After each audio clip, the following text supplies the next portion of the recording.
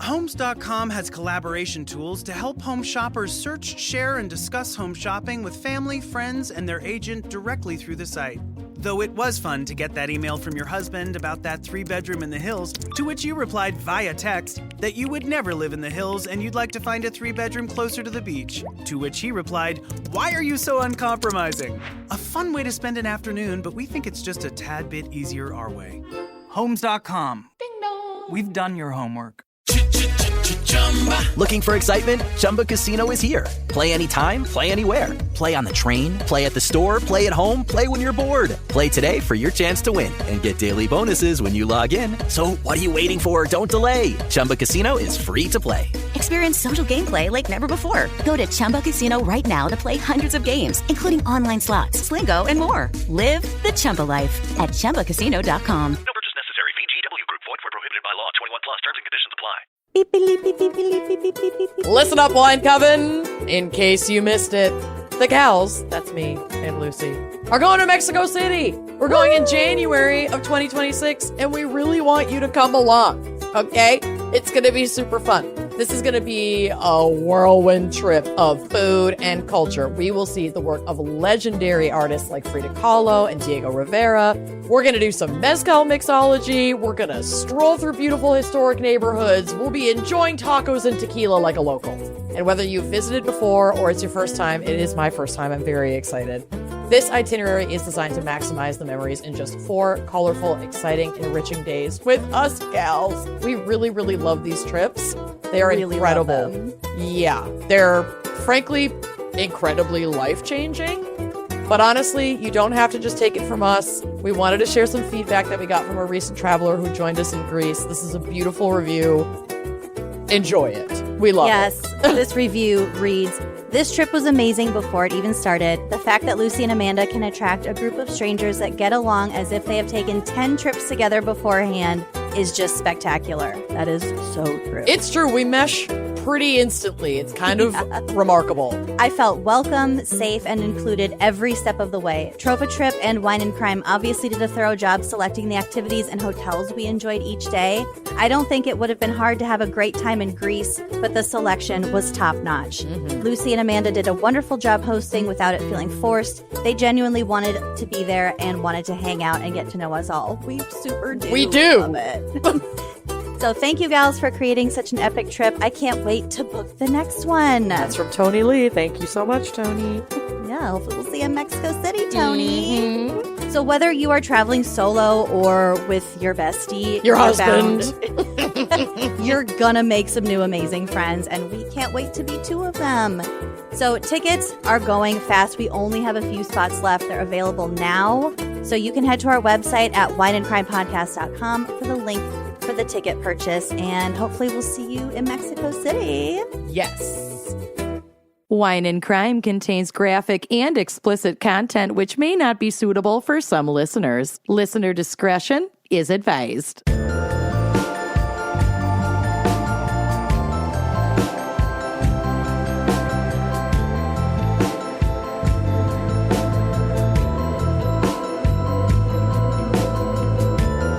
You are listening to Wine and Crime, the podcast where 2 friends chug wine, chat true crime, and unleash their worst Minnesotan accents. Sure do. Hey there, I'm Amanda. Hey, I'm Lucy. Oh my God, how's it going over there?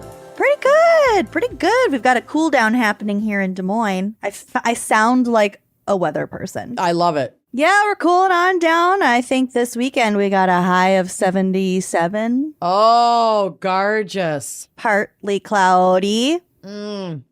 It's going to be perfect. I can finally water my plants without it being bad for my actual health, being outside in that kind of heat. I'm scared to look at the forecast because I'm planning to go to the state fair, not this coming weekend, but next weekend. Oh, Labor Day. And I do not enjoy the fair when it is a sweltering affair. You know what? Some people from our Greece trip had those fans that hang around your neck. Uh-huh. I think I need to get one of those. Yeah.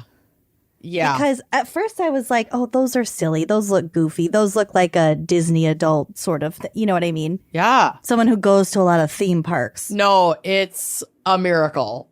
Yeah. I have a handheld portable fan, but I might upgrade to the neck fan, especially for like flights. It's genius. Oh, yeah. There's so much to be said about moving air and shade. Yep. It's genius. It's genius. And those European airports, Hat. no moving air. Yeah. Hat and fuck? stagnant. Add.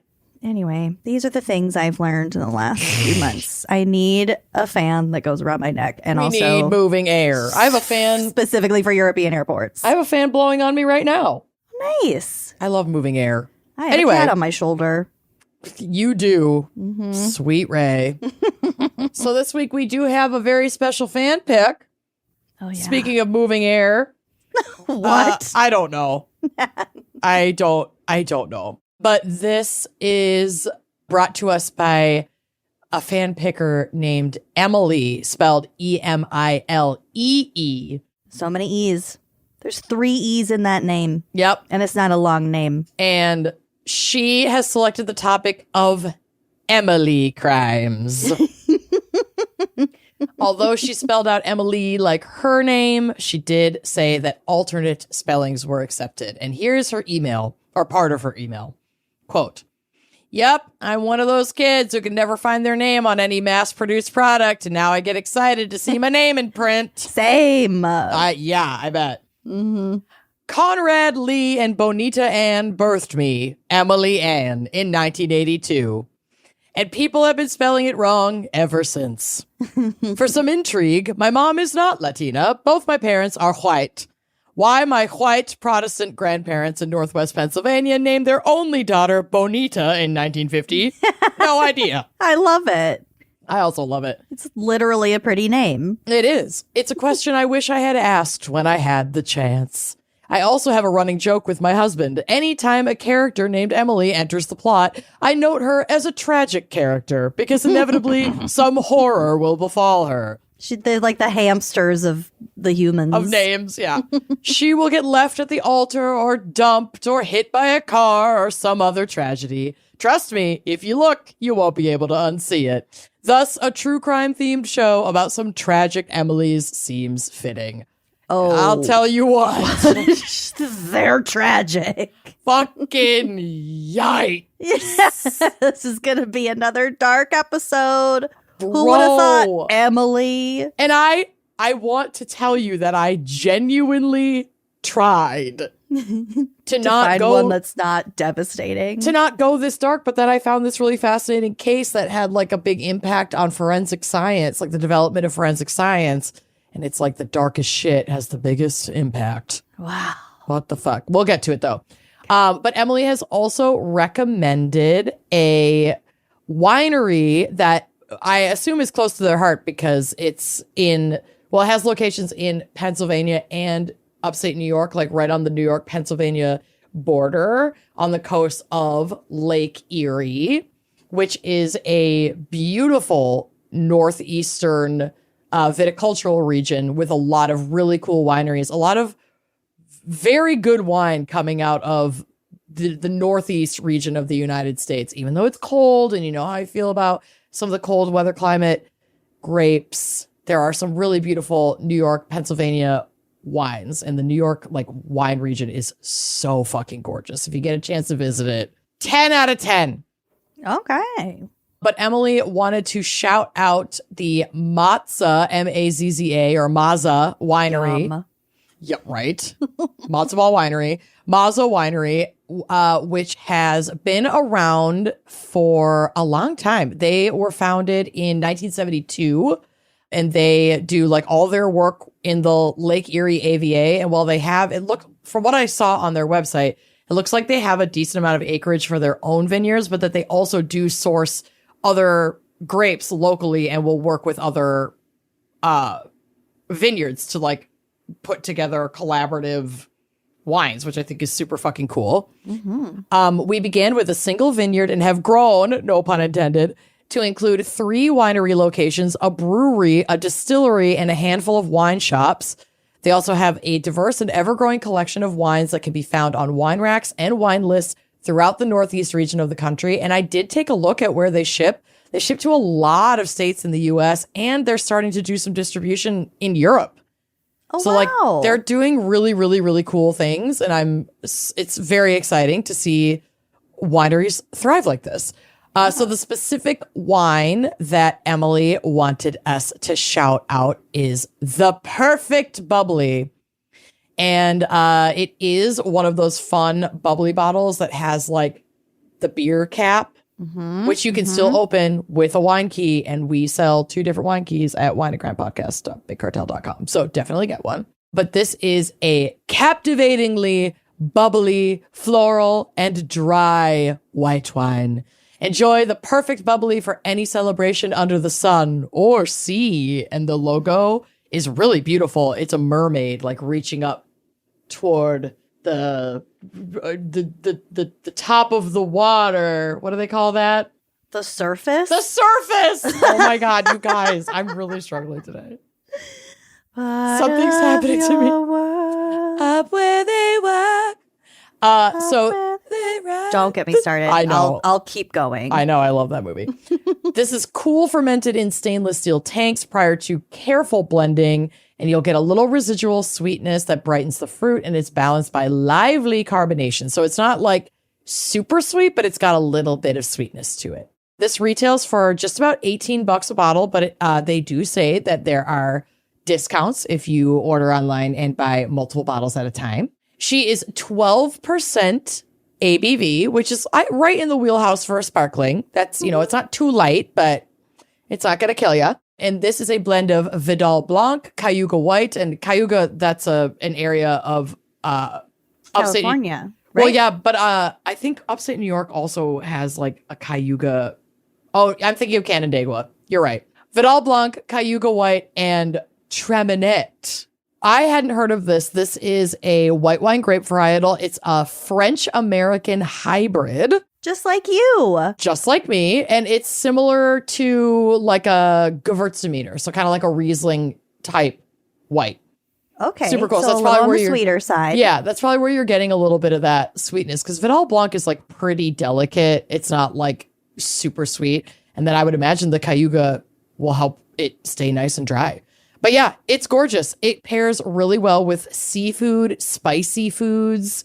It's also great just like to toast with, and it's vegan and gluten-free. So it's for everyone. It's for everyone.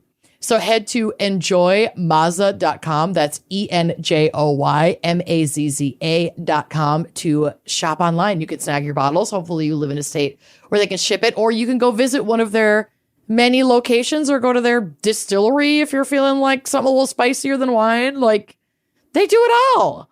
Truly. God bless them. Well, that was excellent. All right. Should we take a quick break to hear a word from our sponsors? Unless, of course, you are a member of Wine and Crime Uncorked. And then this is just going to flash forward and you're going to get right to the stories. Time travel, baby. Time travel. But if you're not subscribed on Uncorked, use this ad break to head over to wineandcrimepodcast.com and join us on Uncorked to get your episodes ad-free, plus a bunch of other bonus content. Okay, here we go. Y'all, I am loving this fall weather. I have every window open in the house. It's 60 degrees. I'm airing everything out. It's so cleansing to have fall in full swing. And it's also the perfect time after, airing out your house, refresh your wardrobe and do it with pieces that feel as good as they look. And luckily, Quince makes it easy to look polished, stay warm, and save big without compromising on quality. I'm a big layer gal. Sure are. Quince has everything. The cutest sweaters. Honestly, they have all the elevated essentials for fall. They've got 100% Mongolian cashmere starting at $50. Washable silk tops and skirts, perfectly tailored denim, those sweaters, that jewelry, those bags, the coats. Oh my God. Do not get me started on the coats again. I know. You added like 2 to your Christmas list. Girl, same. Yeah. And these are all at prices that feel too good to be true. They are Christmas list approved. So yeah, these wool coats, they look designer level, but they cost a fraction of the price. It's shocking. And the quality is just as good, if not better, as like those designer coats. Mm-hmm. By partnering directly with ethical top-tier factories and cutting out the middlemen, Quince can deliver luxury quality pieces at half the price of similar brands. It's the kind of wardrobe upgrade that feels smart, stylish, effortless. Today I'm packing for our trip to Ireland. Half of my tops are Quince. Adorable. Yeah. So the layering, they've got you. The cute stuff, the cute colors, their fall palette, so gorgeous. Excellent materials. You got to check out Quince. Quince really does make packing for a trip so easy. So keep it classic and cozy this fall with long-lasting staples from Quince. Go to quince.com/wine for free shipping on your order and 365-day returns. That's QUINCE.com/wine to get free shipping and 365-day returns. Quince.com/wine. It's officially cozy season, which means soft sweaters, layered looks, and comfort on every level, including the basement level. Yep, the basement and the attic. Yes. Boobs and butts, y'all. Yep, and if your bra isn't a part of that equation, it's definitely time to change that. I am personally shopping for undergarments for my sister's wedding. Mm-hmm. Oh, Honey Love is where it's at. So if you are also shopping for undergarments or dealing with underwire pokes or bras that feel like body armor or like a tool belt, it's time for a major upgrade. Honey Love makes the best wireless bras that feel like a second skin. They are nappable. They are lightweight, breathable. They're stretchy. They're soft. They're designed to work with your body, not against it. Don't force it. It's your bod. It's beautiful. Whether you're layering under a tee, slipping into a sweater, or just hanging around the house or attending a family member's wedding, these bras give you the right amount of lift without the squeeze thanks to years of research, development, and testing. They know what they're doing. They truly do. Honey Love's signature support comes from smart design, not stiff wires or bulky padding. It's all about the shape, and it gives you the hold that you want without any of the stuff that you don't. Once you try it, you're honestly going to forget you're even wearing a bra. Truly, she speaks the truth. We have both absolutely napped in our Honey Love bras. I really like to wear them on a long flight. I mean, I wear them every day, let's be real. But like that comfort while I'm also looking high and tight is really key. So go ahead, join us. Ditch the wires, ditch the digging straps. Give your top drawer the upgrade it deserves. Fall is all about leaning into comfort, so why should your bra be any different? Start cozy season off right with a base layer that actually feels as good as it looks. This is so real. They are so soft and comfortable. For a limited time, you can get Honey Love on sale. Take 20% off your entire order at honeylove.com/wine. Support the show and check them out because your comfort should never be seasonal. You deserve it all year, babe.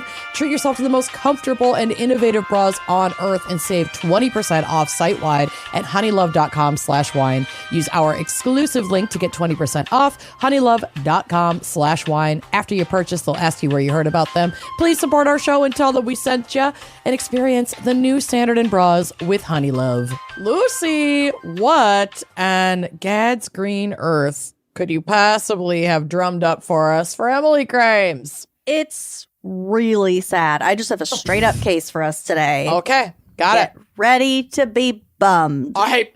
Girl, born ready. If only little Amanda knew just how bummed she'd be throughout her lifetime. Your future's just one long bummer. Guys, it's worth it, I promise. For the children listening, we do have fun. We carve out fun. We fart around. We fart. Here and there. We fart. Okay, this is the tragic story. Beautiful life, not great ending, of Emilee Longley. Okay. Spelled with a Y, the normal way. My Emily is also spelled with a Y. I'm really sorry. I did search Emilee the way you had it spelled. I didn't. Emilee, fan picker Emilee said. I know. I did try. I think fan picker Emilee has enough self-awareness to know that the two E's. Yeah, I think we might be forgiven. I'm just going to mark us forgiven. Marked safe from guilt. Marked safe from Emilee guilt. Okay, Emilee Longley was born on February 22nd, 1994. I think that's a Pisces. Is that Feb 22nd zodiac? It's a Pisces. Nailed it. Okay, born February 22nd, 1994, a Pisces, to parents Mark and Caroline in London. She had a sister named Hannah, who was 1 year younger than she was. So they're very close in age, very close sisters. Emilee is described as a strong-willed, independent child, a, quote, game on little girl. Things were happening around her. She was a ray of sunshine. She brought energy to the room. Game on. At 18 months, she was diagnosed with a form of osteoporosis. And that also came with asthma, eczema, various food intolerances. Her health was not great. She was in and out of the hospital from a young age, but that really didn't slow her down too much. She was still a very spunky, active child. Living life to the fullest. In 2003, when Emilee was 9, the family moved to Auckland, New Zealand at the recommendation of one of Emilee's specialists. So basically, it was sort of like she didn't have tuberculosis, but you know how they sent people out to go get fresh air on the coast. Yeah. And it wasn't like a folksy remedy. They just suggested that going somewhere with more nature and more space to run free would really benefit her. So that's what the family did. You know, that would benefit everybody. Yeah. Unless you're allergic to sheep. Right. Their new life in New Zealand did help improve her health, but it also came with its unique set of challenges. The girls found it hard to be so far away from their family, and to make things worse, when Emilee was 14, her parents divorced. Oh, that's a lot of upheaval in the household. Yeah. Ooh. So Emilee began kind of a rebellious phase. She would sneak out at night, go to nightclubs at like 14 and 15, like pretty young. Her parents didn't really have a whole lot of control over her. In December 2009, Emilee and Hannah flew back to England to visit their grandparents in Bournemouth, Dorset for a couple of months because, of course, in December in New Zealand, it is their summer break. Got it. Because of the hemisphere thing. The whole hemisphere thing. That old chestnut. That whole thing. We'll actually get back to the hemisphere thing. We'll get back to the hemisphere of it all. I had to use a website to show me how far hours-wise, time zone-wise, it is from Auckland, New Zealand to London. We are so bad at time zones. It's 12 hours. It's half of the globe. That's wild. Ugh. Wow. Anyway, so Emilee and her sister went back to visit their grandparents. When their dad came over to visit, because that set of grandparents was their dad's parents, Emilee told him that, oh, surprise, I have an interview at the local college called Brockenhurst College, because she wanted to be back in England with her friends and her family. And so she's like, oh, well, I have an interview at this school. Oh, I got in. I guess I live here now. Hell yeah. All right. Go off, queen. Yeah. Mark was hesitant to let his 16-year-old daughter move this far away to live with his parents. But again, she was a very determined young woman. So that is, in fact, exactly what happened. Okay. They compromised and did exactly what she wanted. Exactly. That girl. Well, okay. She's 16. I'm not sure if this college is like a university or if it's just like a different girls' school track of high school. I'm not really sure. It's London. It's England. I don't know. England in the 90s. Well, in 2009. England in the 2009s. Who knows? There's no way to know. So in August 2010, she moved to Bournemouth, got a job at Topshop, and began attending her classes. Cute. A bunch of other articles, they keep calling her an aspiring model or a model, which may well have been true. She's a stunningly beautiful young woman. But I also think that a lot of the model things was just like a hot word to get people to clicks. Click on the article. Yeah, totally. I don't know for sure. In January 2011, so about, 6-ish months after she started school, she met a young man named Elliot Turner. They began seeing each other fairly casually. Elliot took her on overnight getaways, at least one to the Isle of Man.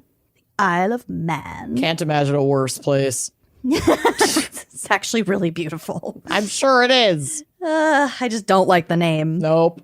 So they seem to be starting like a real relationship. When she went back to New Zealand for a trip to visit her parents and her sister around April 2011, her family noticed a real positive change in Emilee. She just seemed more mature, more confident. Happy, healthy. They thought like they had a really good time with her and they were impressed by like how well she was doing. Yeah. You're making it work over there. Good for you. We're happy for you. Mm-hmm. And she told her dad that when she returned to England, she was going to break things off with Elliot. Oh, okay. They got that pre-breakup glow. Yeah, kind of. Yeah. She knew what she was going to do. She went home to see her friends and her family, and she's like, yeah, I'm basically single. Mm-hmm. Don't worry about it. I'll deal with it when I get home. Yeah. I'll be single in 48 hours. Yeah. They had only been dating for 4 months, so it shouldn't have been like a fucking issue. A big deal. In the early morning hours of May 8th, 2011, so this was just a couple of weeks after she had been in New Zealand. Yeah. And presumably right after she broke up with Elliot. Mark, her father, awoke to multiple missed calls from his mother and also his ex-wife. Oh, God. When he called his mother back, his dad answered the phone, didn't say anything, handed the phone to a police officer who said, quote, "We've got a body in the morgue and we believe it's your daughter." I got goosebumps. Can't even fucking imagine getting a call like that. So this is where I went back to the time zone. So this was early in the morning on May 8th in New Zealand. So this would have been early afternoon the day before. Okay. So May 7th in England. Okay. So at this time, Elliot Turner is 19 years old. Emilee was 17 years old. Mm-hmm.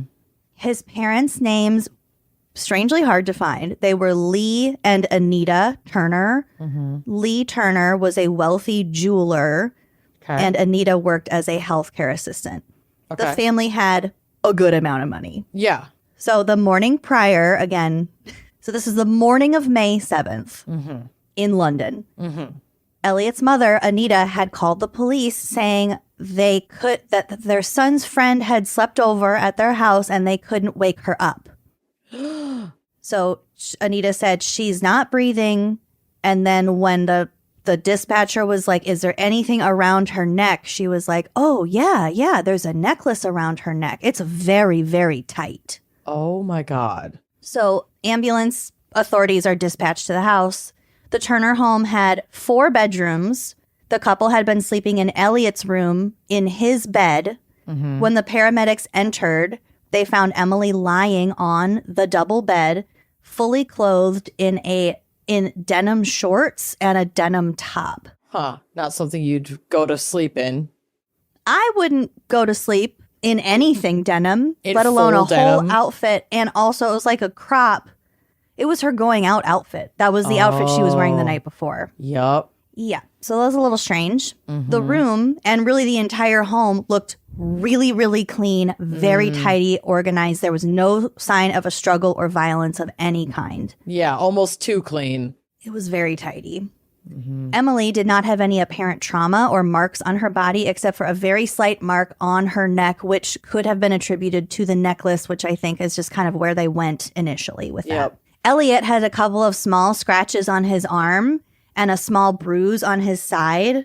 Mm-hmm. Another article noted that he had a scratch on his armpit, which is a little weird place to have a scratch. Yeah. When the cops showed up, he told a uniformed police officer that he and Emilee had been out drinking the night before and they had gotten into an argument when they got back to his place. It had turned physical, and at one point, he came into contact with her neck. Okay. But allegedly, he was saying that she was pushing him and screaming at him, and he just pushed her away by the neck to get him off of her. Okay. That's his story morning of when the cops first get there. Elliot is taken into custody at 11:30 a.m. Apparently, this is just the protocol for the last person to have seen a murder victim alive. Yep. So the cops would take him in but they would keep him for no longer than 24 hours. Okay. Just a question. Yep. He's not like under arrest. Yes, but they also like kept him in a cell. Yeah. So they were maybe a little bit hoping that it would rile him up a little bit so he would talk, but it didn't. Okay. But as soon as the investigators started digging into Elliot's background and interviewing his friends, they discovered his fucking dark side. Ooh. And also that apparently his relationship with Emilee was very toxic. Okay. So after this 24 hours, after they interviewed him, they start researching. They're like, wow, this guy's an asshole, but we don't have enough evidence to keep him. Right. So they're on to him, but they have to release him at this point. Mm-hmm. Apparently, Elliot's friends called him All Talk Turner because he was so full of shit. He'd just brag all the time, and he was just full of hot air. Oh my God. This dude is like not liked among his peers. It gets so much worse. It gets so much worse. Well, and it makes perfect sense why somebody who is not well liked would date someone younger and more like impressionable, even though they were only a couple years apart. He was 19, she was 17. I don't know if he can control the narrative. He considered her his trophy, for sure. He used her and her beauty and her youth as clout with his friends, who, by the way, they had their own little friend group. All of his friends were also young, wealthy boys. Little douchebags. Let's be real. Little douchebags who just acted like they fucking owned all the clubs that they went to. He sort of presented himself as the leader of this group, and the group called themselves The Firm. Ew. Yeah. Grow up. According to their friends, Elliot had seen some photos and maybe like little reels or videos of Emilee back in Auckland with her sister and their friends. Another article said that he was snooping around on her Facebook and finding out that she was like chatting with other guys. And also, I think she did have a modeling gig and she was like modeling with male her coworkers. Models. Yeah. Yeah. Because that's her fucking job. Yeah. So he became incensed and he would say shit like, well, if you love me, why don't you show it? Oh, you're so disrespectful. You're making me look so bad. Oh, I love you. How come you don't love me? This narcissistic bullshit. Controlling. So he would regularly threaten Emilee, belittle her, insult her, tell her what to wear, show up unannounced when she was out with her friends. He'd basically stalk her. He would pull all the classics, like he'd show up where she was and then cause a scene and go cry in the parking lot and make her feel guilty and then like leave with him, you know. Oh my God. This is like the most high school shit. Well, they're 19 and 17. So I yeah, know. Literally. Yeah. But he would do it constantly and like he'd push it as far as he could. He was constantly testing boundaries, not only with her, but like their friends. Hannah later said, Hannah is Emilee's sister. She later said that she understood the relationship to be dominating and at times violent at the hands of Elliot. Oh my God. That must be so scary, you know, as a sibling too. It's just, it's fucking awful. She's so young. I know. And your sister's on the other side of the planet. Yeah. So one of the things investigators seized from Elliot's bedroom was a handwritten letter from Emilee written shortly after their trip to the Isle of Man. Again, these people had been dating for 4 fucking months. Yeah. They had gone on this trip, let's say roughly halfway through their relationship. This was just a couple of months ago. The letter was quite long. The only parts I could see, basically, it was numbered too. Okay. So it said, number 1, I love you. Number 2, don't say you're going to kill me. Oh. Number 3, stop talking about your ex-girlfriends. Number 4, stop being so constantly aggressive. Be more cool. Being non-aggressive is much hotter. Truth. So clearly this was a pattern. Number Clearly 2. It was, don't say you'll kill me. I'd love it if you stopped saying that you're going to kill me. What the fuck, dude? Yeah. So it's clear that this is a pattern. It's clear that it's escalating enough that she feels the need to like put it in a letter. Point it out, yeah. And also like saying being non-aggressive is much hotter. It's kind of like she's trying to use his warped logic to sort of appeal. She is. She's trying to appeal to his ego. You're so much hotter when you're not fucking cruel to me. Mm-hmm. Oh, that's so sad. Cops also had a voicemail from April 30th, a week before her death. I don't know who the voicemail was sent to, but it's from Elliot. And he says, quote, "Fuck her. You know what? Out of every single bird, I'm going to fucking mess this one up. I'm going to fuck her off soon. Absolutely fuck her off soon." They're British, so it comes across a little better in British. Yikes. Better. I don't know why I said that. You know what I mean? That same night, there is CCTV footage from inside a bar where the couple were, along with some friends. It looks like they were with like 8 other people, boys and girls. Okay. So he's at the bar trying to order a drink. She kind of comes up like behind him, next to him, tries to say something to her, and he waves his hands like super dismissively in her face. Like, get away from me. Like, don't fucking talk to me. Get the fuck away from me. Oof. A few minutes later, she's sitting at like a booth with some friends, and he is shown smacking her in the back of the head to the point where he basically like smashes her face into the table. Oh my God. And you can see like a drink go flying. Yeah, and this is the shit he's doing in a crowd. So a crowded pub. Yeah. In front of their friends. So it's not beyond belief that what he would do behind closed doors would kill this young girl. Yeah, especially after he threatens to do exactly that. Yeah.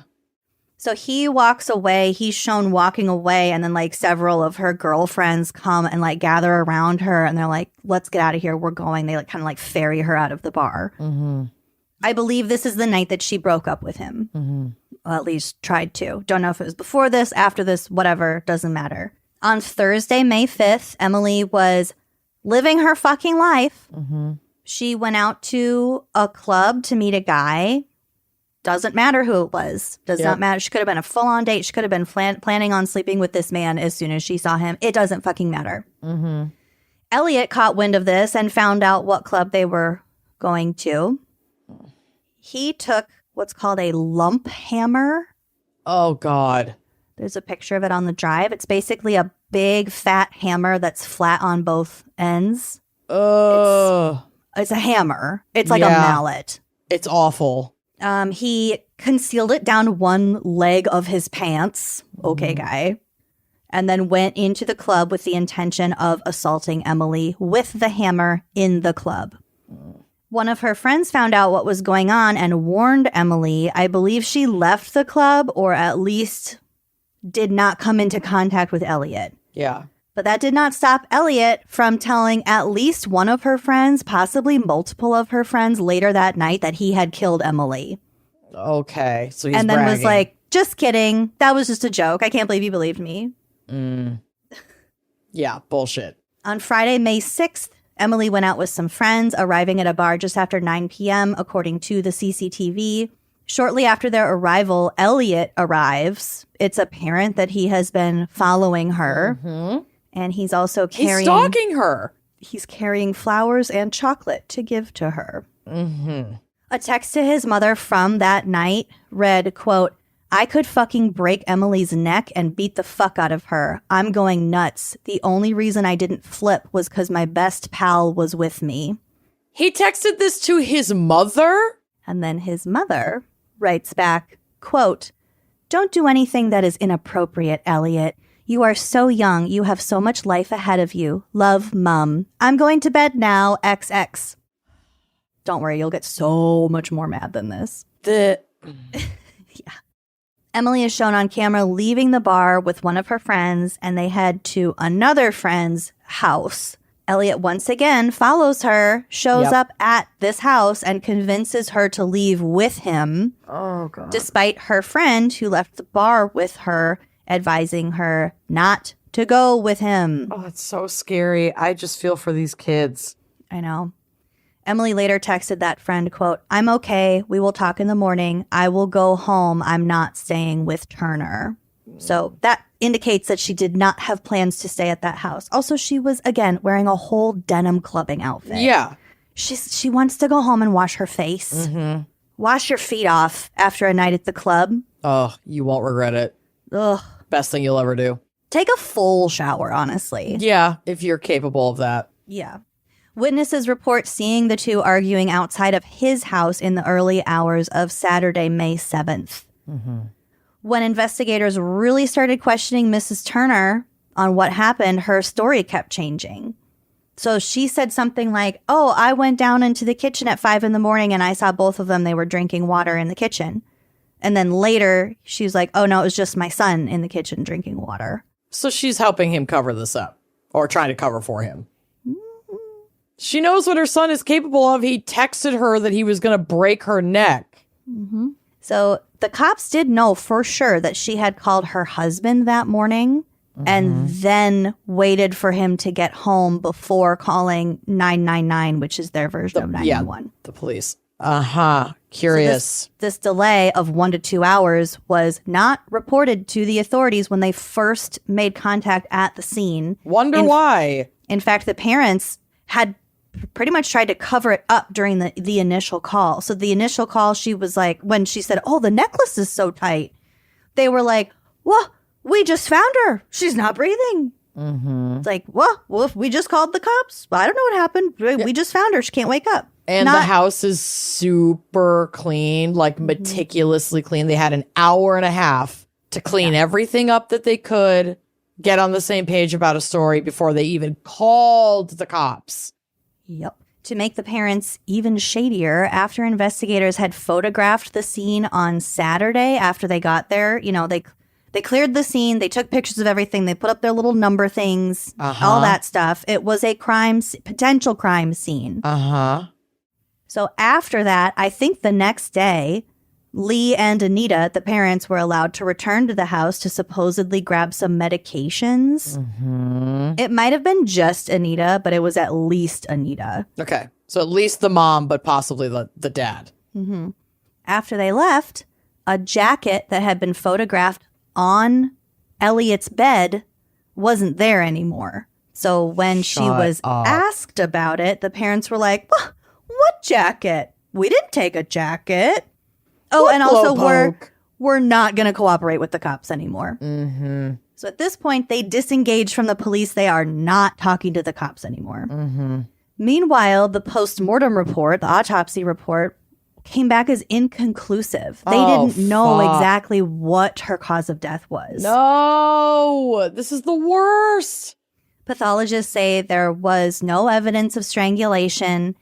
And they also noted that it is possible for young people to just die out of nowhere, like a heart defect or whatever. It's just a sudden death situation. And that does happen. But yes, it's possible. But I know that it's possible, but this is not that. This is too many coincidences. But it's the pathologist's job to go off of physical evidence, and they really couldn't find anything. I know. So regardless, and thankfully, the lead investigators were like, no, he killed her. This is still too suspicious. Yeah, we have enough circumstantial evidence to indicate foul play. Well, they didn't at the time, which is why they bugged the Turner house. Oh, shit. Now we're cooking with gas. Now we're cooking with gas. And the Turners are like fucking rich assholes, right? Yeah, okay. Yeah, I'm not feeling bad for them whatsoever. No, don't. On May 18th, so this was 11 days after she was killed, Mr. Turner was recorded talking to his wife saying, quote, every second of my day, it's burning that I know something that they don't know. It's burning me. It's eating me up. I know I shouldn't have destroyed that letter. What we did was destroy vital evidence. We've perverted the course of justice. That was a confession. So they caught him saying all of that on it keeps going. I have quite a few more transcripts to go through. Holy shit. Can you imagine listening to this? Be like, as the parents in the courtroom, or just in general. Even just initial, like as a detective. In their black van outside. Girl, the fuck? So it's theorized possibly that the letter was hidden in the jacket that was removed from the crime scene. But I don't know what the deal with I don't think anyone really knows what the deal with the jacket actually is. I mean, obviously don't tamper with a crime scene, but also cops, collect all your evidence, girls. What are you doing? Just left that fucker well, behind as for soon as days? you secure a scene, don't let anyone in there. Go back in there. Yeah. I feel like this up. has happened in a few different cases that we've covered. They just let... And for sure, Jumpity Ramsey. But Hello? not even that. They will let the suspects back in to like get something. This has happened multiple times that we've talked about. It's like, no. She's going to say, hey, I need my lorazepam, and then you're going to go in the bathroom and fucking get it. Don't let them go back in there. Right. It doesn't matter if they weren't suspected at that point. Anyway, so Mr. Turner goes on to say, that letter I destroyed with bleach, saying that he's killed her, but he didn't mean to do it. He's talking to his wife. So Mrs. Turner says, quote, no, he didn't say that. No, sorry, he didn't say that. Mr. Turner says, stop denying it. Mrs. Turner, no, I'm denying it because he didn't. Mr. Turner, what did it say then? Mrs. Turner, it just says it's self-defense. He doesn't know what it is. Mr. Turner, he fucking strangled her. Oof. On May 21st, so just a few days later, Elliot was recorded talking to his mother saying, quote, I just flipped, grabbed her, and I fucking grabbed her as hard as I could, and I went... fucking hell. Grabbed her like that and pushed her like that. That girl ruined my life. And his mother replies, she did ruin your life. What? Mm-hmm. This woman. Mm-hmm. I mean, now I completely understand how her son turned out the way that he is. He's rich. He's incredibly entitled. And I would argue he's a fucking psychopath. Yeah. And you learn that I don't know, whatever kind of evil he's got, that's in the DNA deep. For the mom to be agreeing, she's a 17-year-old child that he murdered. She did ruin your life. Can you fucking believe it? No, that's sick. Mm-hmm. Elliot also said on tape at another point that he had Googled things like death by strangulation, manslaughter, how to get off innocent, and how to get away with serious crimes. Cool. I love a Google search. I love a wiki how. It's like, there's a lot of activity on the how to get away with murder wiki how from your IP address. You idiot. You've looked at steps 5 through 8 like a bunch of times. Took a lot of screenshots. You downloaded the images. Honey. You put them in a PowerPoint. Babe. During questioning, Elliot was smirking, just seeming like a completely disconnected, crazy, arrogant asshole. Like he didn't care at all. And this poor girl's family is in that fucking room. I think this part he was just being questioned by the police in a interrogation room. Okay. They haven't gone to trial yet. He hasn't actually been arrested yet at this point. Oh, right. Okay. Fuck. So he never showed... Well, we'll get there. He never showed any emotions. He never cried. And he was kind of saying, like, so what? I brought a hammer to a club. I sent her text messages. I followed her. I threatened her life. That's all you've got.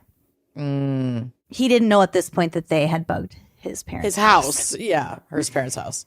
So, their he house. was living there. He lived there, yeah.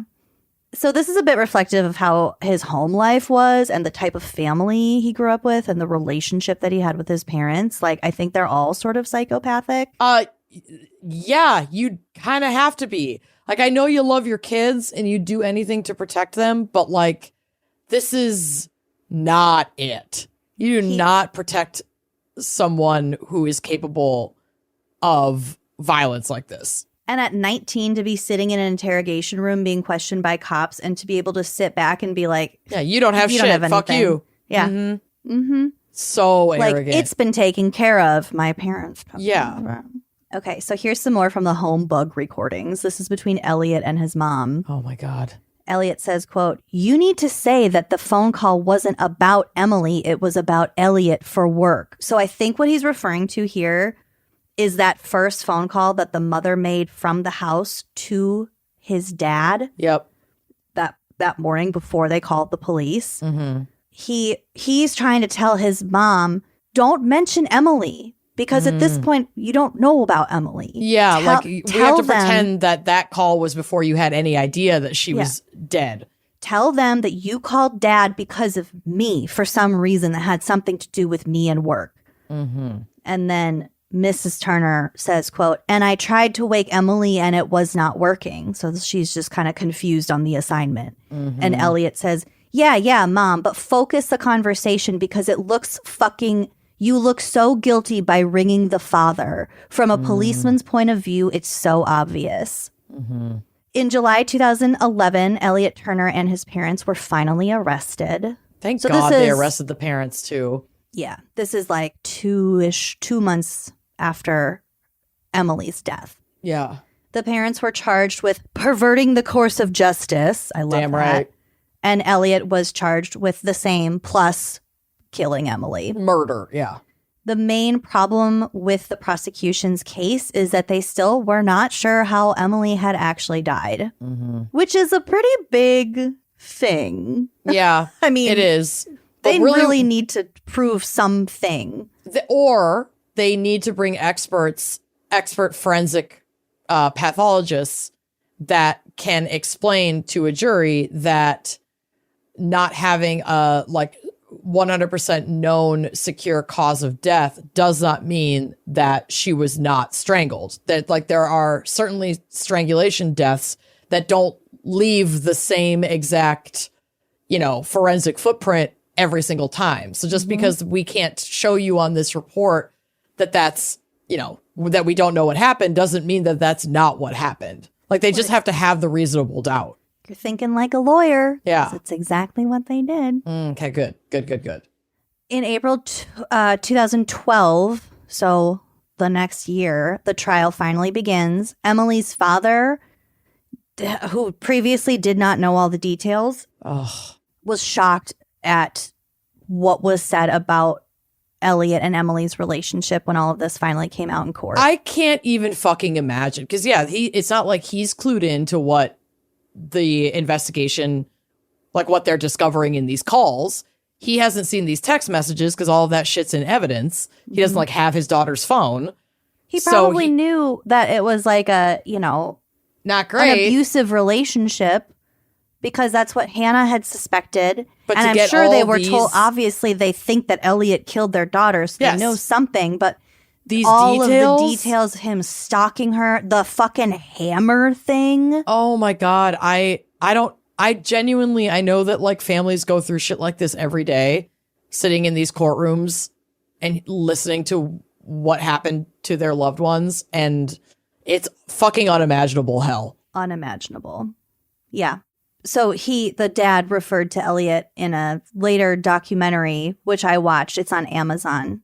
Okay. So he referred to Elliot as, quote, an arrogant prick. Mm-hmm. The least he could say. Yeah. Throughout the trial, Elliot appeared bored, like this was a waste of his time. Oh, my God. And every now and then he would look over at Emilee's family and just kind of stare them down. Are you fucking kidding me? I would how do you not jump across the courtroom? This is from the BBC. When asked why Elliot pressed down on her neck to begin with, Mr. Turner replied, to stop her from going nuts. I didn't know what to do. My right hand made contact with her neck. When asked by the defense counsel, how hard? Mr. Turner replied, I would not say very hard, but it was quite hard. Okay. I grabbed her and pushed her down onto the bed. So the testimony in the trial is now more advanced. It's different than what he initially said. And different than what he was coaching his mom about even a little. Yeah. So he said he pushed her down onto the bed and he was pressing her neck down while she was laying on the bed. Yeah. So he said he held her there for 5 or 6 seconds, then let go and, quote, stormed out of the room. Mm-hmm. When asked if he intended to kill Emilee, Mr. Turner replied no. Mm-hmm. I think I found a detail about a letter and then something about Spain. I think the defense about the letter that was being referred to on those tapes, mm-hmm. the defense said it was Elliot, who wrote a letter to his mother saying how ashamed he was for his abusive behavior, not necessarily a murder. Right. And that he was leaving for Spain for like a fresh start. Okay. So that's what they said the letter in question was about. Did they never find the letter to confirm what it was about?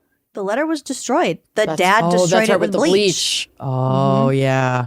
Okay, so it for sure didn't just say that, because then why destroy it? Right. They did bring in a forensic pathologist, like a high-level expert. Mm-hmm.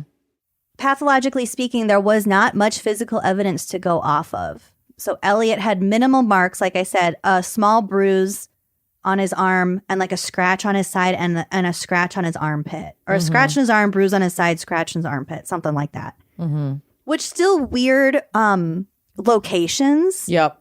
Like to have a scratch on your armpit is a little bit odd. Yeah, it makes me picture her reaching up, struggling from below him. Oh, trust me, you'll get a picture, a very clear picture of what happened by the end of this. Oh, God. Okay. And then Emilee had that one small mark on her neck. Later examination by this forensic pathologist showed some bruising and petechial hemorrhages inside her upper eyelids and also inside her upper lip. Oh. But in all, that was very minimal. That still didn't prove definitively anything. No. Yeah. But the circumstances begged the question, is there a way that a person can be compressed around the neck to the point of asphyxiation without like struggling to the degree in which it would leave a mark? Mm-hmm. Was she like super drunk? She wasn't resisting and therefore it wasn't bruising? So it wasn't as hard to restrict her airway.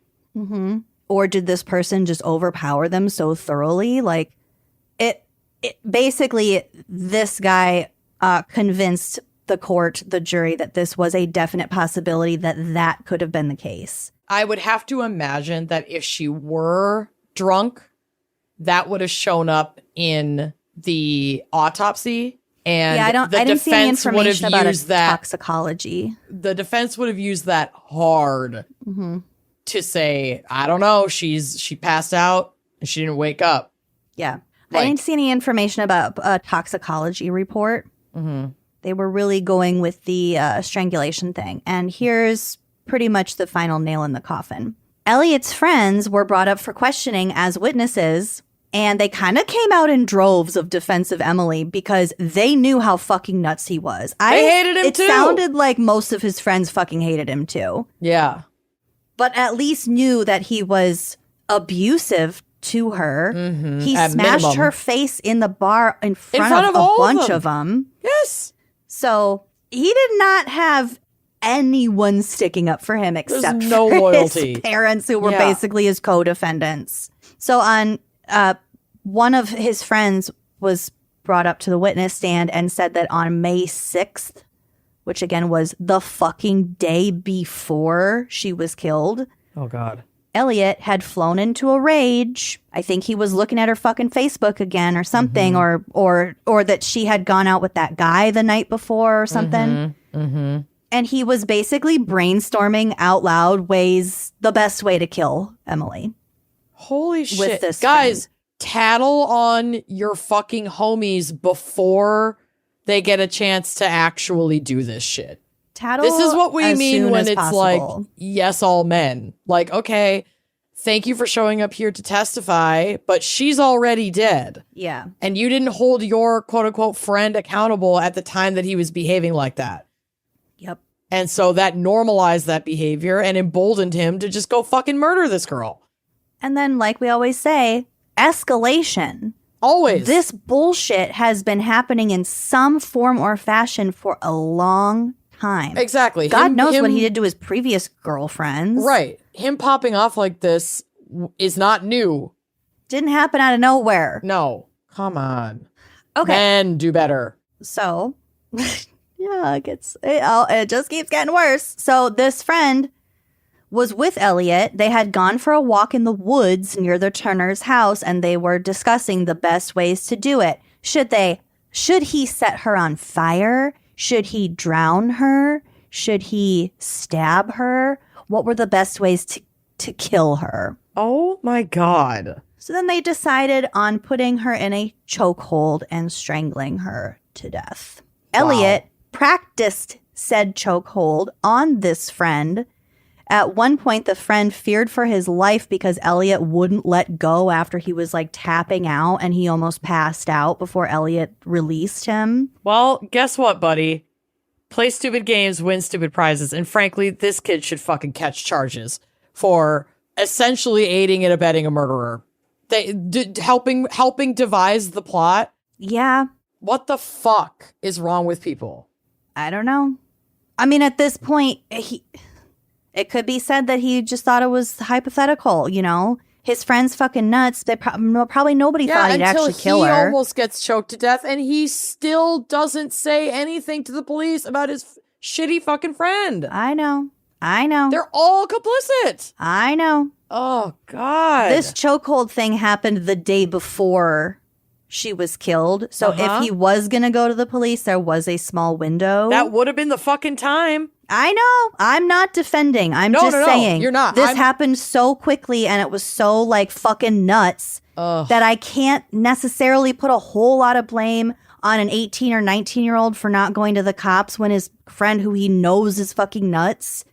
I mean, they might have done role-playing bullshit like this before because he's a psycho. I don't know. I don't care. I don't know. He's part of the problem. It doesn't matter. Either way, no one did anything to try to protect Emilee. No. And very, very soon it was too late. Mm-hmm.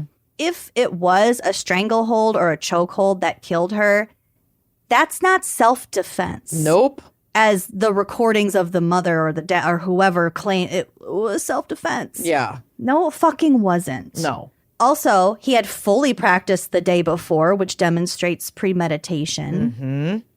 The final thing that I think the jury heard that was like, you're done. Okay, was that traces of Emilee's makeup and her saliva was found on the forearm of his shirt. So that would be right here. Yep. Holy shit. Elliot the petechial hemorrhaging and the bruising on the inside of the upper lip, to me, that means he made her pass out by putting his arm over her nose and mouth and holding her there. Yeah. That wouldn't have necessarily left any markings. Mm-hmm. And then after that, he probably just pressed down on her throat just Gentler. enough to block her airway to stop her breathing because she was already passed out and she couldn't resist. Wow. Holy shit.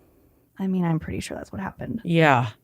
Elliot showed zero emotion. He didn't seem to care at all that she was dead. At one point, one of the attorneys said, quote, "You don't seem very sad that Emilee's dead." And he said, "Well, it was a year ago." Mm-hmm. What the fuck, dude? Mm-hmm. No. No. Bye-bye. It was a year ago. We didn't even date for that long. Holy shit. Oh, so Elliot I feel sick. They were all found guilty. Elliot was sentenced to life in prison with a minimum of 16 years because British. Mm-hmm. Okay. The Turner parents got 27 months each. Not enough. First of all, I love that the judge was a woman. At sentencing, Judge Linda Dobbs said, quote, "You told your parents you loved Emilee Longley, but you do not know the meaning of love. Mm-hmm. Loving someone is not seeking to control that person's life, not telling someone that they are a whore, not telling friends to threaten them, and not slagging them off to friends, like talking shit about them. Mm-hmm. You did not love her. She was just a trophy. The relationship, if that's what it can be called, was all about you." The judge added the murder had been premeditated and that Elliot had strangled her, to which Elliot mouthed the word bullshit. Wow. During his sentencing. Okay. She added, quote, "You bullied, threatened, and assaulted Emilee. The sentence will not bring Emilee back or bring her justice. You can put away your thoughts of champagne, Bentleys, and girls and concentrate on why you are serving a life sentence." Yep. He won't. No. There's no remorse. No. He's a sick individual. So Mark, Emilee's dad, went on to remarry and have 2 more kids, 2 boys who Hannah says are the embodiments of Emilee and herself. So it's like he's had another set of kids, and they were very reflective of Hannah and Emilee. Mark is now a white ribbon ambassador, which is an Australian thing. It's for ending men's violence against women and promoting a culture of equality. And like the ambassadors are for men to be. Right. So they can go out and fucking talk to other dudes about why not to do this shit. Well, some men need to hear it from another man because women are just constantly bitching and crying about it. Stop nagging me about how many women I've murdered. Quit nagging me. Boys will be boys. Get off my jock. Get off my jack. About how many wives I've punched. Jesus fucking Christ. So Mark says he and Hannah have rebuilt their lives since he got the news that brought, quote, the walls of my world tumbling down. Oh. He says, I live in the happy memories of her. Mm-hmm. So yeah, remember that abuse can feel like love sometimes. Mm-hmm. And friends stepping in and other men holding men responsible saves lives. Yeah. Yeah. So, that's the story of Emilee Longley. Holy shit. And that trash that she unfortunately became associated with. It's crazy because our case does have... My case just feels like a precursor and an indication that, like, men have been behaving in this way for so long. And we have a lot of fucking work to do. Yeah, it's rough. It's rough. So let me see if you can spot some of the similarities that came up when we come back from our ad break. I'll be sure to flag all of them. Yes, please. All right. We'll be back after these messages. Looking for excitement? Chumba Casino is here. Play anytime, play anywhere. Play on the train, play at the store, play at home, play when you're bored. Play today for your chance to win and get daily bonuses when you log in. So what are you waiting for? Don't delay. Chumba Casino is free to play. Experience social gameplay like never before. Go to Chumba Casino right now to play hundreds of games, including online slots, Slingo, and more. Live the Chumba life at ChumbaCasino.com. No purchase necessary. VGW Group. Void where prohibited by law. 21 plus. Terms and conditions apply. This Labor Day, say goodbye to spills, stains, and overpriced furniture with WashableSofas.com. Featuring Annabay, the only machine washable sofa inside and out, where designer quality meets budget-friendly pricing. Sofas start at just $6.99, making it the perfect time to upgrade your space. Annabay's pet-friendly, stain-resistant, and interchangeable slipcovers are made with high-performance fabric built for real life. You'll love the cloud-like comfort of hypoallergenic, high-resilience foam that never needs fluffing, and a durable steel frame that stands the test of time. With modular pieces, you can rearrange anytime. It's a sofa that adapts to your life. Now through Labor Day, get up to 60% off site-wide at WashableSofas.com. Every order comes with a 30-day satisfaction guarantee. If you're not in love, send it back for a full refund. No return shipping, no restocking fees, every penny back. Shop now at WashableSofas.com. Offers are subject to change and certain restrictions may apply. Lucy's favorite fun fact, and one that was keeping me up at night until I made the switch, is this. Traditional bed sheets can harbor more bacteria than a toilet seat.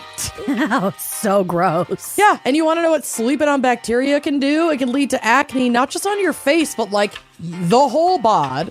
It can exacerbate allergies. It can cause stuffy noses. And also, guess what? It's gross. Let's not do it anymore. Miracle Made offers a whole line of self-cleaning antibacterial bedding, such as sheets, pillowcases, and comforters that prevent up to 99.7% of bacteria growth and require up to 3 times less laundry. Listen, there's a reason they call it Miracle Made, Miracle brand, because it's miracle. It's a miracle. It's magic.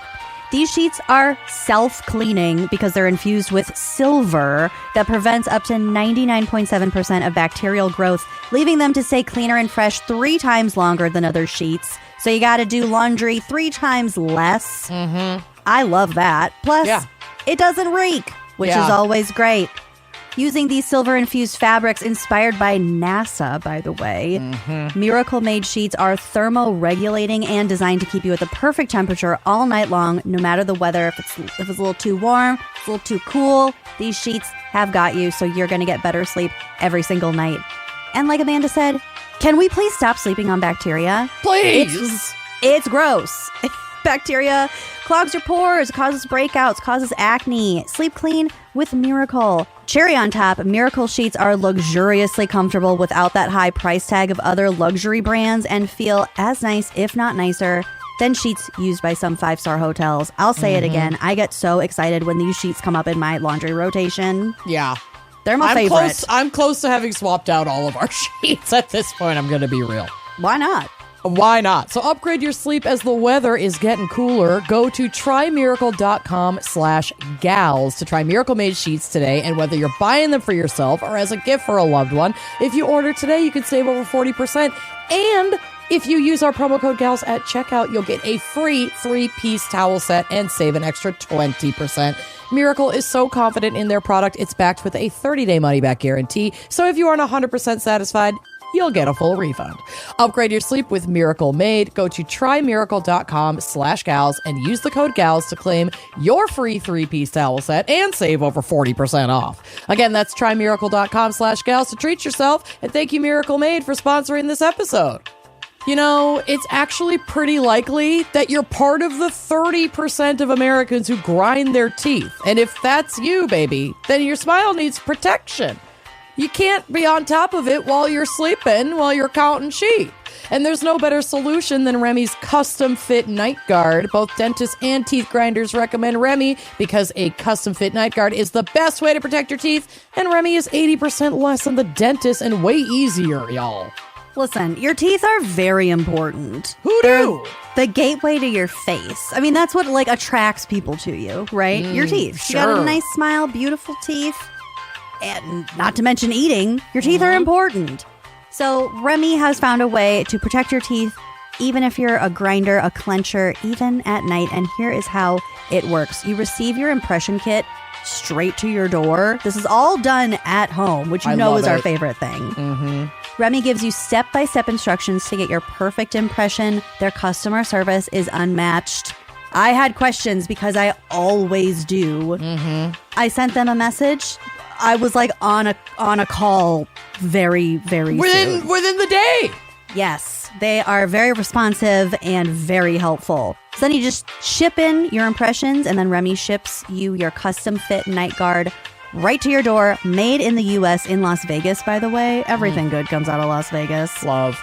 So you can get your night guard back and start protecting your teeth like really, really quickly. The best part is Remy is so confident that you'll get a perfect fit that they offer a 45-night perfect fit guarantee or your money back. Yeah. These are so thin. They're so comfortable to wear. You forget you're wearing them. I've personally woken up clenching my teeth so hard.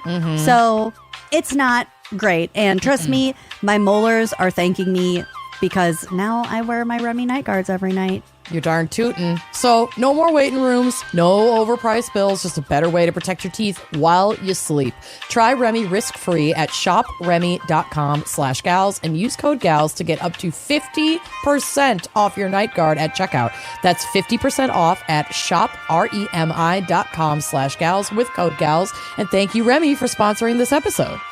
I was learning a lot in college, and it definitely was not all in the classroom. Some of my harder lessons were about credit cards. Oh, God, girl. And how your credit can actually haunt you for years to come if you're not smart about it. So if you maybe feel like you're being punished for mistakes you made years ago, because that's what bad credit can feel like, there is light on the horizon for you. There is finally a way out. Let us tell you about Ava. Ava is a credit building app that makes it so easy to improve your credit fast so you can get better rates on loans, pay off debt faster, and keep more money in your pocket. Listen, getting a secured card can take months, but you can be approved for Ava in 5 minutes and get credit up to $2,500 to pay for existing bills and subscriptions automatically. No credit check, no interest, and no hidden fees. Just an easy tool that helps build your credit behind the scenes. Most members see their credit go up in less than a week. Hello. Ava reports your on-time payments to all major credit bureaus every single day, helping you build solid credit history quickly. History has so much impact on your credit score. If you don't have much credit history, this really might be a great tool for you. The longer you stick with Ava, the higher your score can go. Take control of your credit right now. Download the Ava app, spelled AVA, today. And when you join using our promo code CRIME, your first month is totally free. Get the Ava app and use our promo code CRIME so they know you heard it from us and get your first month with Ava for free. That's promo code CRIME. Thank you to Ava, and now go get yourself good credit. Well, I wish I could give you some respite from the horrors, but I can't. The horrors. I can't. I won't. I shan't. Okay. Today, for my case, we're journeying back to the Roaring 20s. Ugh, how fun. This is a particularly gruesome case that shocked England and forever changed the way police investigate murders. Cool. And of course, our story begins the way so many true crime stories do, with a shitty man. Oh, always. Literally named Patrick Herbert Mann. No. Yes. What's with all the mans? I don't know. Ugh. I couldn't get his zodiac because I know what year he was born, but I don't have his month and birth date. And you know what? Fuck him. He doesn't. I hate him. No, we're not doing his birth chart. No, but he was born in Liverpool, England in 1890, and you know what that means. Oh my God, we haven't done it in so long. I'm gonna give you some geography. Yes. Liverpool is north of Grimpo. Grimpo. Yikes. South of Freckleton. East of Gordonogh. Yuck. And west of Marple.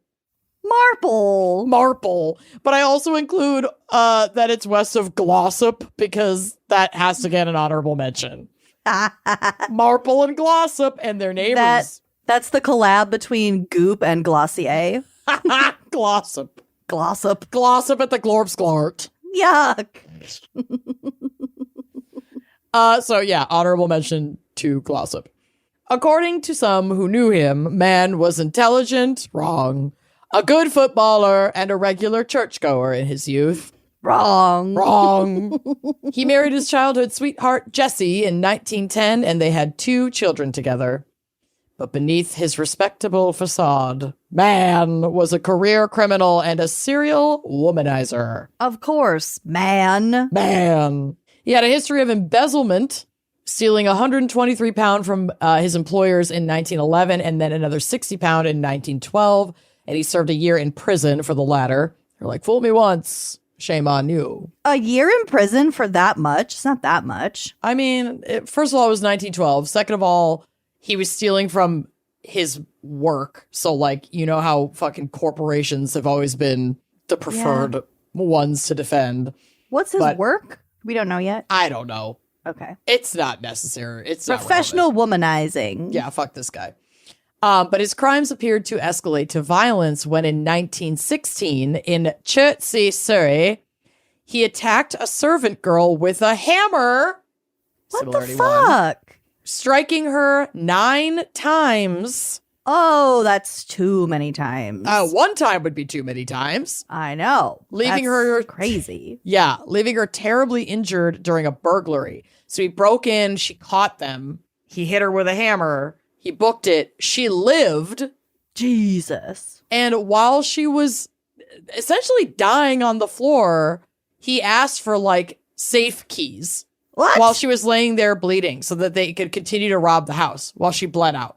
Oh my God. He was charged with attempted murder as well as burglary and Justice Darling in sentencing him to 5 years penal servitude, famously called Mann, quote, not only a burglar, not only a coward, but a thorough-paced hypocrite. Ooh, burn.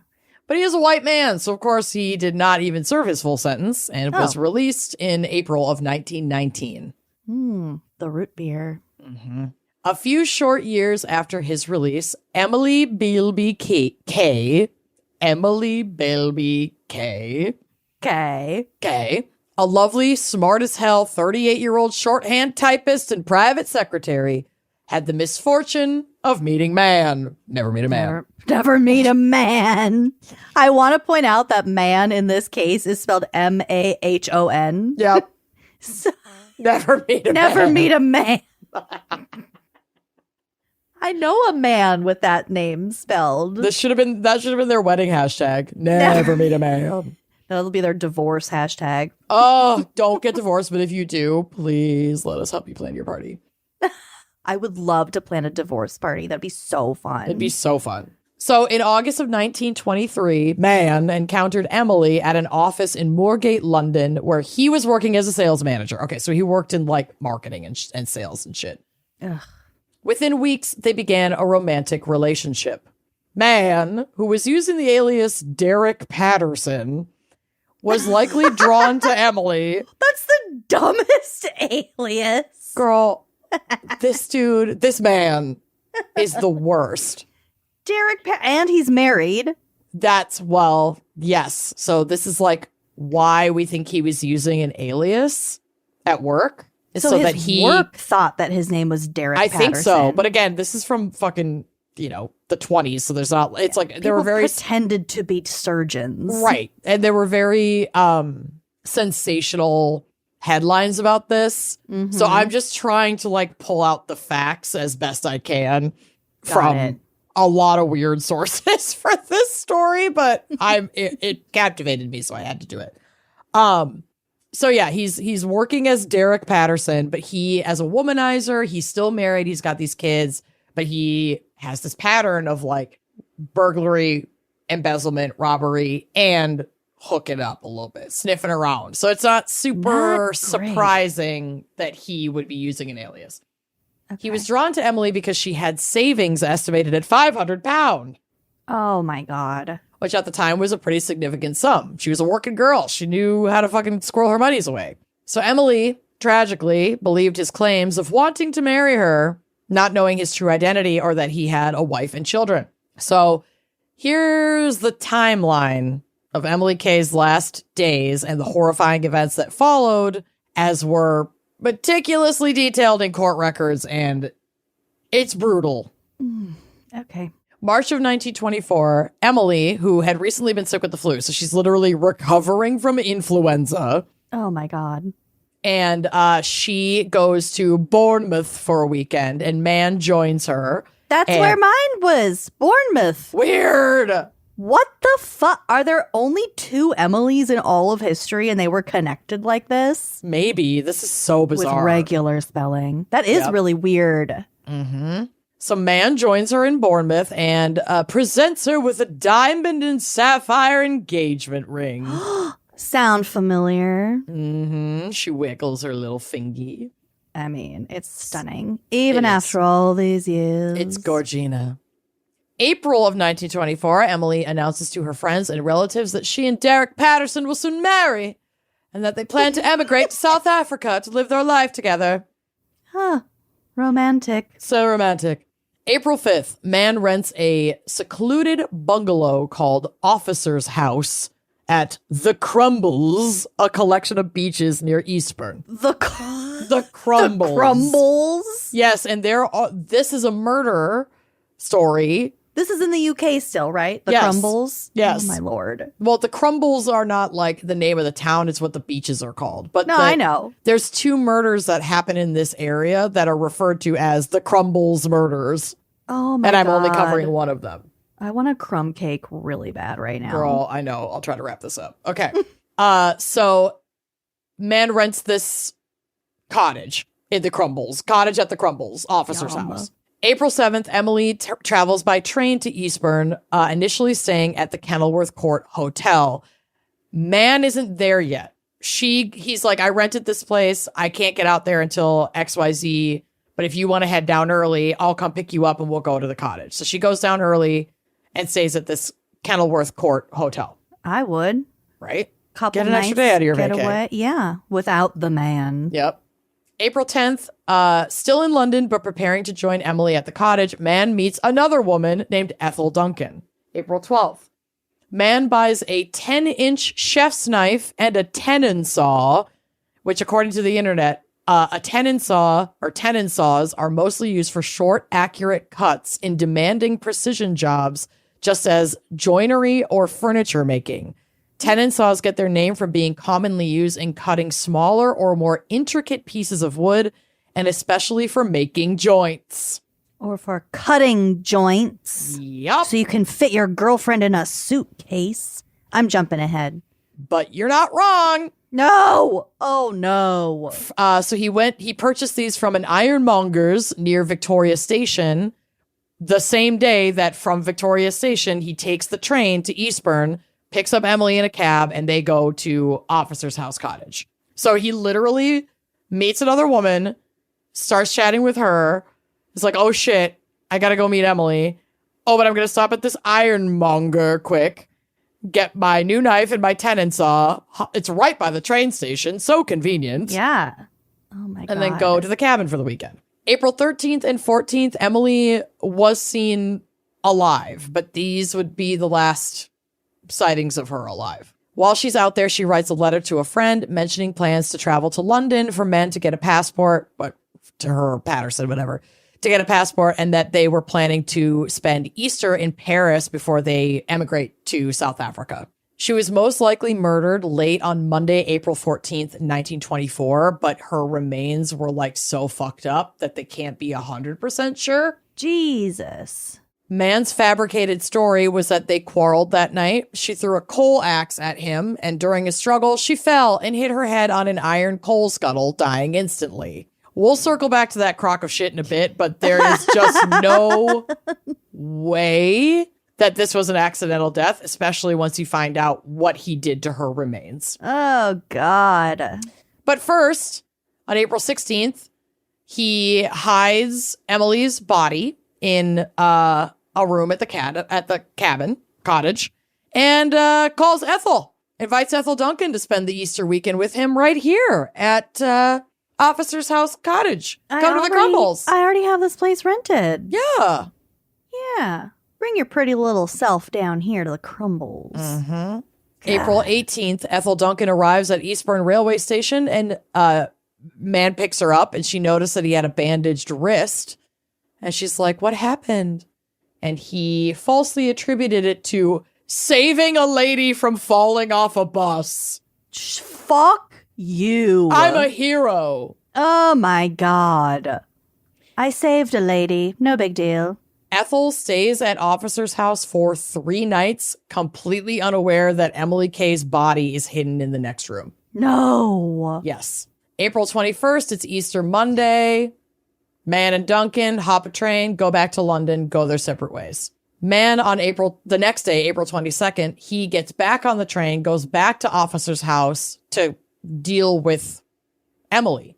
She must be pretty decomposed by now. That's a couple days, but... I thought she was killed on the 14th, and now we're on the 22nd. Oh, I guess, yeah. So almost That's over a week. 14th to the 22nd. 15, 16, 8 days. 17, 18, 19. Yeah, it's about a week. That's probably not great. No. Your bowels definitely released by then, at least. Well, he went back to begin the gruesome task of dismembering Emilee's body. Jesus Christ. He removed her head, feet, and legs and tried to incinerate them in the cottage fireplace. Don't try to burn anything. Well, he cut them up first, but yes. Still. He swept the charred fragments into a dustpan, but it turns out he did not do a very good job cleaning up. He later claimed that when he placed her head on the fire, her eyes opened at the precise moment that thunder also erupted, causing him to flee the cottage in terror. I love that for her. And he didn't come back until the 26th to finish the job. And that's what I said. I was like, honestly, first of all, with the way that, like, if he put her whole head, this is so fucked up, but, like, if he did put her whole head intact on the fire, the way that, like, heat affects your skin, creates pressure, like... Your eyelids are probably going to curl up pretty quick. That's They're what thin. I'm saying. I could totally see him experiencing something like this and freaking out and running out. And if it did happen, then good. She got a last fuck you to this like depraved piece of shit. Scared the shit out of him. It happened, and Mother Nature helped. Yep.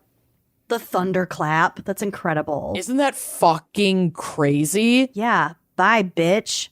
So he runs off. He comes back on the 26th to continue the dismemberment. He severs her arms from her torso. He is boiling some of the cut parts of her body.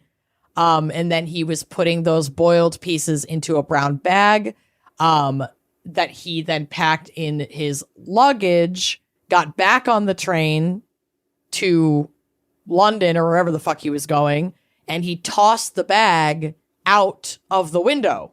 Of the train. Whoa. But it was only like some of her remains. It was a decent amount, but like a lot of her was still at the cabin. Oh my God. April 30th. Jessie Mann, increasingly concerned about her husband's long absences. Because that's right, he's fucking married. With kids. Can't get in touch with him. Noza has a friend who happens to be a former detective inspector who does a little private investigating on the side. Good for you, Jessie. So she calls up John Beard to investigate him, and I just gotta say, normalize investigating your husband. Oh, okay. Yes. May 1st, Jessie searches her husband's suit pockets and finds a race card and a lost luggage ticket for a bag at Waterloo Station. Investigator Beard retrieves the bag, which is locked, but he can pry open like an edge of it. Oh, and he looks inside and he can see a large knife and blood-stained cloth. So he turns that bag into the police. He brings it to Scotland Yard. He tells them why he has it, and they're like, okay, well, we're going to look into this. Inspector Percy Savage takes a small sample of the cloth for forensic analysis, and their team is able to at least determine that they believe it to be human blood. So, undercover cops take the bag and go back to Waterloo Station and wait for, essentially keep an eye on things, or like somebody from the station gets in contact with Mann to be like, hey, come grab your bag. Like, we still have your bag. Uh-huh. So on May 2nd at 6:15 p.m., he goes to get his fucking bag from Waterloo Station, and he is arrested by undercover police. Good. Yeah. So they also take the bag that they are now like legally allowed to fully search because it's part of this investigation. They have this guy in custody, whatever. They find clothing, like women's clothing, a cook's knife, the big knife, all of it heavily bloodstained and then sprinkled with disinfectant. It also had a canvas racket bag, so like for holding a tennis racket, that had Emilee Kaye's initials on it. Yeah. Jeez. So Mann initially claims, oh, that's all from carrying meat for stray dogs. That's why I have that knife. That's why it's all bloody. I care so much about dogs. Yeah, I keep stray dog meat in there. But under intense questioning from Inspector Savage, he eventually collapses and confesses to his role in Kaye's death. But again, he's claiming it was accidental. So the whole, we fought, she attacked me, and then she fell. And she died instantly, and I had to cut her up because I'm Robert Durst. Right? So fucking weird. Nobody was buying it. No.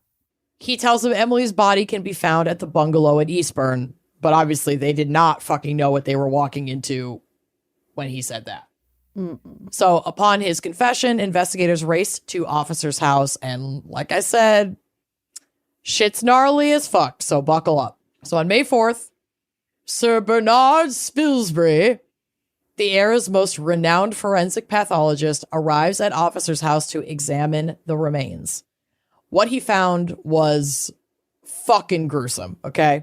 In the bedroom, there was a rusty and greasy tenon saw, the one that he had bought but didn't clean it, so it just rusted the fuck up after this happened. Jeez, why are men? It still had flesh attached to it. Rinse it off. I know. There was blood-stained clothing in the bedroom. The dining room fireplace yielded a 2-gallon saucepan containing boiled flesh. Oh. An examination of the fireplace ashes revealed over 900 small charred fragments of human bone. A hatbox contained 37 sections of boiled human flesh, muscle, and bone. including parts of a scapula, vertebra, and humerus, all clearly severed with a saw. Oh my God. Inside Emilee's... In a hat box. In a hat box. Oh, that's so creepy. Probably hers. Yeah. Inside Emilee Kaye's own traveling trunk that was also found in the cottage, Spilsbury discovered 4 large sections of her body, including her lower left abdomen and pelvis, parts of her spine, the sections of her torso, with her right lung and kidney sections sticking to the inside of the trunk wall. Oh! Her heart was found in a biscuit tin. Okay, British. Why? That was so British. So Why British. is he Like this? spreading her out so much? Because I think his plan was to like go back and forth on the train. And just dump her periodically? On different trains and just dump her across the English countryside. Oh my God. You're just multiplying I know. the ways in which you can get caught. I'm not It's so saying I sick. wish these people would get away with it, but No, also of course like not. Of course not. what? I don't understand I can't wrap my head around the motivation behind this. I mean, I don't really want to, but it's so stupid and it's so unnecessarily gory. Yeah, it's really sick. So Spilsbury meticulously collected and cataloged every single item and brought them to his London laboratory for essentially like reconstruction, trying to, Put her back together. Emilee Kaye's head was never recovered because I think he probably burned it pretty well. Or maybe he moved it somewhere else. Yeah. Unfortunately, this prevented Spilsbury from being able to determine the exact cause of death, though he confirmed that she had certainly not died of disease, or natural causes, and that she was in the early stages of pregnancy. Oh, Emily. I know. It was probably this fucking guy's. Yeah. But he vehemently dismissed Mann's, quote, accidental fall claim as preposterous, noting extensive bruising on one of Kaye's shoulders, suggesting that she had been bludgeoned, likely with an axe handle that was also missing. So, I guess the top, axe portion that he claimed she had thrown at him, or, that belonged to the axe he claimed she threw at him starting this fight, they found the top of it, but not the handle of it. Mm-hmm. That was missing. Probably at least one of the murder weapons. Jesus. So the Mann case was a wake-up call for law enforcement. Inspector Percy Savage and Sir Bernard Spilsbury were simply aghast at the lack of standardized procedures for processing crime scenes and preserving forensic evidence. Some of us are still aghast to this day. But out of this horrifying case came a direct and lasting improvement: the creation of the, quote, murder bag. Oh my. So this is, at least in the UK, a standard response kit containing necessary articles to be brought to all future crime scenes, and was adopted by the Metropolitan Police Service from 1924 onwards, and subsequently by other police forces across the United Kingdom. This ensured that such gruesome and challenging crime scenes could be handled with proper scientific rigor and without contamination. Okay. Kind of crazy that they didn't have that, and then he was so shook by this crime scene that he was like, we need a protocol. Yeah. We have to, this case is crazy. We have to know how to collect from places like this. I was going to say also having a protocol that you can follow when you do come across a scene like this will sort of ground the investigation. Mm-hmm. Because what do you do with that? Especially if you're local cops, you've never seen something like fucking that before. Well, it gives you somewhere to start. That's exactly it. Because poor Bernard Spilsbury, the freaking expert, is I can't be everywhere. Mm-hmm. So we need to make sure that there are good standards of practice for if and when these nightmare scenes pop up again. Because this was just, it was there was so much to collect. There was so much. It was so violent. Oh, God. So fucked up. So Mann was formally charged with Emilee Kaye's murder on May 6th, 1924, and his trial began on July 15th, 1924. Sir Henry Curtis Bennett led the prosecution, asserting Mann's motive was to rob Emilee of her savings, as records showed he received hundreds of pounds from her. Wouldn't you want to keep her alive? You'd think. Keep loaning you fucking money? But he found that other broad. Yeah, that he pretty liked much. Better. So the prosecution used the prior purchase of the knife and the tendon saw as irrefutable evidence of premeditation. Man chose to testify, doesn't he fucking always, saying he didn't even own that knife until he, and the saw, until after her death. I bought those after she died, you guys. And denied murdering her and maintained his story of an accidental death during a struggle after Emilee threw an axe at him. Yeah, and then she fell and hit her head and died instantly, and I had nothing to do with it. I'm the victim. Then I went and bought the axe and stuff, and I cut her up, and like, that's just because I panicked. He even claimed she was, quote, a very big, strong girl, and appeared quite mad with anger and rage. I was scared for my life. Okay. However, evidence showed Emilee was of medium height, not strong, and of a calm nature. I would also be described as medium height, not strong. And like, there's a picture of her on the drive. She's a little peanut, so there's no way. Oh, she's tiny. I know, sweet girl. Poor gal. How old was she? Like 20? Well, no, she was like 38, but that's a picture of her when she's younger, but. Oh, well, she wasn't old, but she was young. She was our age, but she was a little peanut. Yeah. Under cross-examination, Man continued his bluff, even claiming Emilee pursued me. She was trying to take me from my wife.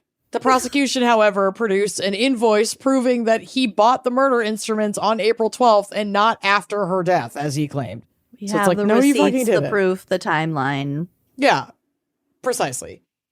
Man's counsel, J.D. Castles, asked the jury to consider if they had, quote, an inhuman monster or a man who is the victim of a most extraordinary combination of circumstances. No, it's not that. Nope, and the jury certainly answered that question when they returned only 45 minutes later with a verdict of guilty.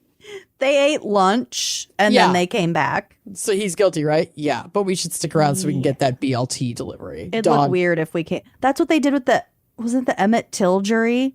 Oh, I don't know. They were like, oh yeah, those guys aren't guilty. But it would look weird if we were only back here for a couple minutes, then they like went and got pop or something. Fucking probably. I would not be surprised by that at all. No. But these folks handed down the correct verdict, at least. Mr. Justice, in this case, with Mr. Man. So Justice Avery, in passing of the death sentence, because yes, he was fucking sentenced to death for this. Declared, quote, there can be no question that you deliberately designed the death of this woman. For that crime, you must suffer the penalty imposed by the law. Man, still audacious, responded calmly, I feel too conscious of the bitterness and unfairness of the summing up that you have delivered to say anything except that I am not guilty of the murder. Oh my God. He then gazed contemptuously at the judge before briskly walking from the courtroom. Fucking drama king. Walking where? Into the prison? I guess, like being back escorted? into custody. Yeah. Oh, God. Grow up. He appealed, but it was dismissed on August 19th, 1924, with the Lord Chief Justice describing it as a, quote, most cruel, most repulsive, and most carefully planned murder. Cruel.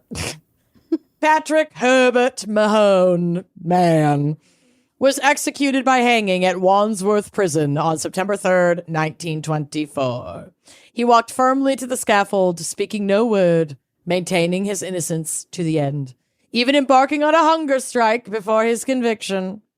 Anecdotal accounts suggest he resisted on the scaffold, attempting to jump as the trap opened. And that anecdotal account is kind of supported by that forensic expert, Sir Bernard Spilsbury, who did the autopsy on Man after his hanging. And he recorded unusual fractures. Oh, and he said he got a weird angle. Yeah, he said that could indicate that Man had leapt backwards at the last moment. Okay. Maybe. Prolong your death. Right? What do you think is going to happen? You're going to jump off? No one's going to save you right when the buzzer goes off. No, it's not happening. I don't think so. No, we know so. He's dead. Rest in pieces, motherfucker. And that's my case. Wow. I know. Emilee. Poor Emilee's. Poor Emilee's. They are always a tragic figure. I'll let my cousin Emilee know. But happy for you, Emilee. And I hope we did your fan pick justice. And I hope you find a cute keychain with your name on it, spelled your way. Keychain. You deserve it. And if you can't find it, just go on Make Etsy one. and make your own. Yeah. Get a custom one. You deserve it. You do. Treat yourself. Thank you so much, Emilee, and thank you for listening. Again, you can get this episode and all of our episodes ad-free if you are a member on our Uncorked page. For more information, go to our website, wineandcrimepodcast.com, and click on Uncorked. Do it. Click on Uncorked. We've got so much bonus content. It might be too much. No, never too much. No, it's a lot of us. That might be too much. It's what the people want. We're giving them what they want. Anyway, thank you for listening, and we'll see you next week. Bye-bye. Thanks for listening to Wine and Crime. Our cover art is by Danielle Sylvan. Music by Phil Young and Corey Wendell. Editing by Jonathan Camp. Our production manager is Andrea Gardner. For photos, sources, and other resources, head to wineandcrimepodcast.com. You can follow us on all the socials at Wine and Crime Pod. If you'd like to show your support and get access to all sorts of wine-fueled bonus content, check out our premium channel at wineandcrimepodcast.com/uncorked. Cheers!